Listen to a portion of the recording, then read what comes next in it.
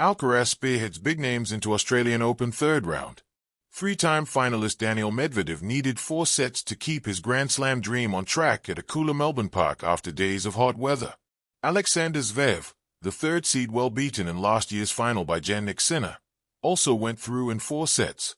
Spanish superstar Alcaraz came through 7-6, 7/4, 6-3, 6-2 on Rod Laver Arena against hard-hitting German Yannick Hanfmann to take another step towards a career Grand Slam.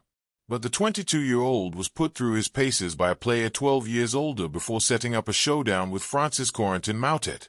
"To be honest, it was tougher than I thought at the beginning," said Alcaraz, who already has 6 major titles but has never gone past the last 8 in Melbourne. "I didn't feel the ball that good. You know, the ball was coming as a bomb, forehand and backhand." If Alcaraz does win the Australian Open to complete the career Grand Slam of all 4 majors, he would be the youngest man to do so, surpassing compatriot Rafael Nadal, who was 24 when he achieved that feat.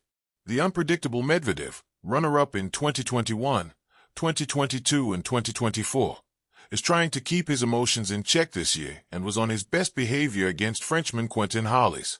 He lost a tight first set, but the result was never in doubt as he surged to the finish line 6-7, 9-11, 6-3, 6-4, 6-2. "It was a very tough match. Happy I managed to fight," said the Russian, who faces Fabian Marazan of Hungary next. American Tommy Paul, Argentine duo Francisco Cerundolo and Thomas Echeverry, Spaniard Alejandro Davidovic Fokina and Russian Andrei Rublev also safely negotiated the second round. Heavy rain fell late in the evening, delaying Zverev's match against France's Alexandre Muller for more than 30 minutes. The break failed to derail the German's victory charge, which resumed under a closed roof, as he won 6-3, 4-6, 6-3, 6-4. Zverev, who faces Britain's Cameron Norrie in the third round, needed physio treatment for what appeared to be a lower leg injury. "I took a painkiller and it was fine after that," said Zverev, who is still searching for maiden major age 28.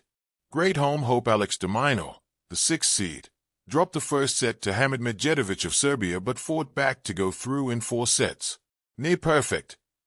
World number 1 Sabalenka started in imperious mood.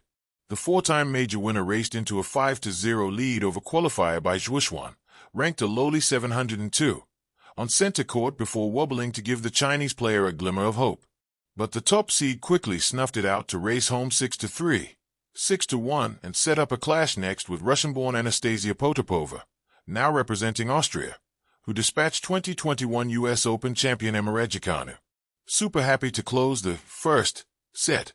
It gives me confidence that my game is there, my focus is there," said Sabalenka, who is bidding for a 3rd Australian Open title in 4 years. "Step by step. Super happy with my win. There's always a little gap to improve." Sabalenka has dropped just 9 games so far as she looks to make amends for her upset in last year's final to Madison Keys. 3rd seed Gaf was clinical against Serbia's Olga Dunilovic, who ended Venus Williams' tournament in round 1.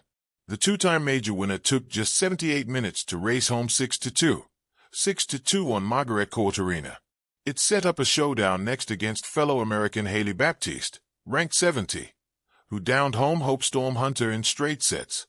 "Near perfect," said Gaf, whose best performance in Melbourne was a semifinal in 2024. Ukrainian 12th seed Alina Svitolina, Turkish prospect Zeynep Sonmez and informed Canadian teenager Victoria Mboko also won on day 4, all sweeping past their opponents in straight sets. Mira Andreeva, the 18-year-old Russian sensation, underlined her talent with an impressive 6-0, 6-4 victory over Maria Sakkari of Greece. The Melbourne sun rose like a spotlight, bleaching the blue courts and sharpening every shadow, as if the Australian Open itself knew it was time for the next act.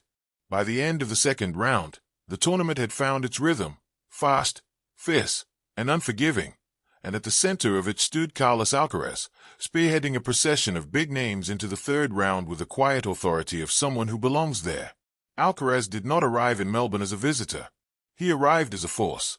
His tennis, a fusion of electric speed and old-soul variety, crackled in the heat. Every forehand carried intent, every drop shot a whisper followed by a sprint. Watching him was to watch a conversation between eras, the raw athleticism of the modern game speaking fluently with the touch and imagination of a bygone time. He played as if the court were a canvas and the match's story he was eager to tell. The Australian Open has always been a proving ground. It asks questions early and loudly. How will your body handle the heat? How will your mind respond when the ball skids faster than expected, when rallies stretch and lungs burn? Alcaraz answered not with bravado, but with clarity.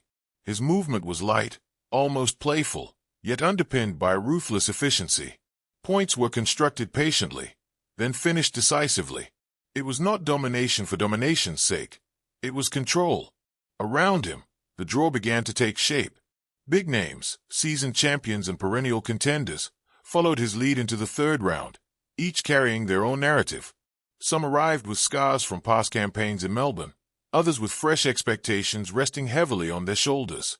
There were gritty veterans who leaned on experience, absorbing pressure like stone walls, and rising stars who burned with urgency, aware that moments like these are never guaranteed. Yet Alcaraz seemed to set the tone. His presence shifted the atmosphere. When he played, the stands buzzed differently, not just louder, but sharper, as if the crowd sensed they were witnessing something formative. He did not merely win, he invited belief. Belief that the future of the sport was not waiting patiently in the wings, but already dancing under the floodlights. The third round, often described as the tournament's hinge, began to feel inevitable for those who had found their stride early. Matches grew tighter. Sets swung on a single break, sometimes on a single point. The margins shrank. And still, Alcaraz moved through the chaos with a composure that belied his years. When rallies turned brutal, he embraced them. When opportunities arose to improvise, he took them without hesitation. An audacious lob here, a feathered drop shot there. Each one a reminder that courage remains one of tennis's most potent weapons. What separated him was not just talent, though that was abundant. It was curiosity.